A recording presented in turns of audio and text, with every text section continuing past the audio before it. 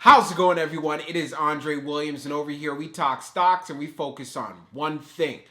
Always protect your profits. We also got to put in the disclaimer. I'm not a financial advisor, and this isn't financial advice. So just know when you do invest, you're doing it at your own risk. So today we're going to be talking about AMC. Many of you have been messaging me for an update, so we're about to get into it. Before we get started, we also got to go over the agenda. If you're new to this channel, I just want to let you know we have timestamps down below in the description. But if you are a shareholder or you're considering to take a position and be a part of the movement, I suggest you watch the full entire video. So the first thing is we're going to be going over a technical analysis, taking a look at the price action and also seeing the range and seeing those possible areas where it can pull back to and where we're bound to see a recovery, since there's been so much strength in the stock overall in general. And you guys know, as far as retail investors, we own the float. Secondly, we're going to be taking a look at the order flow distribution. What do I call this? We're going to be looking at the weak hands versus the diamond hands,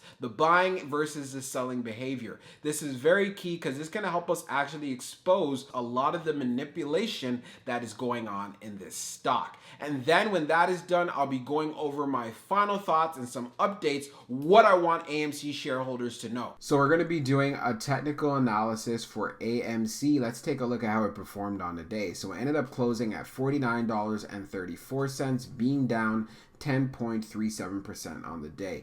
On the low, it tested $48.12, then on the high, testing $53.39. So despite the fact that AMC was down today, we are still seeing some strong price action here. And part of the reasons being is we're still trading within that range, which the chart actually is showing us. So you can see here, we do have some support right here at this $48 level. And that's something that I also want to see continue. We ended up closing at 49. So this is one thing I want you guys to really pay attention to while you are in this stock. Another thing to keep in mind of the fact, and I brought this up previously, we got into this area where we got to 37 and then slingshotted all the way up to here to around 68. This can still happen, but one of the things that we need to know of the fact, there's a lot of manipulation in this stock. So even if it does break this $48 level, what I'll be looking out for to see how well it would hold will be right here around this 45, 46 area.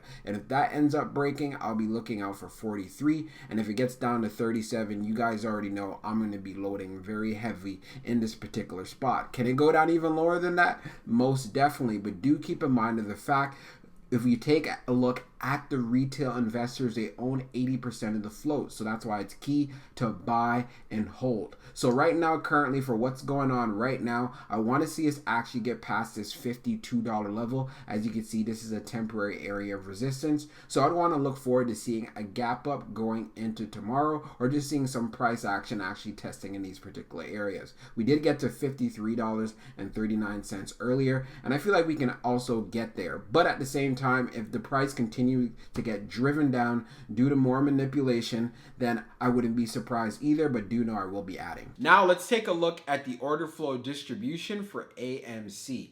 So on the inflow side, we had 1,473, and then on the outflow side, we had 1,408. So a lot more inflow than outflow. So we had a lot of buying compared to selling. So if we take a look at the large side for inflow, we had 8, medium side, we had 1,150, and then on the small, we also had 315. On the large, we had 6, medium, we had 1,101, and in small, we had 301. When we take a look at the large scale orders in the last 5 days, taking into consideration June the 9th, it was at 1.83. So seeing this heavy inflow and also seeing the large scale orders beating out on the outflow, there's definitely a lot of manipulation that is going on in AMC stock. But of course, you guys know this already. So what does this mean?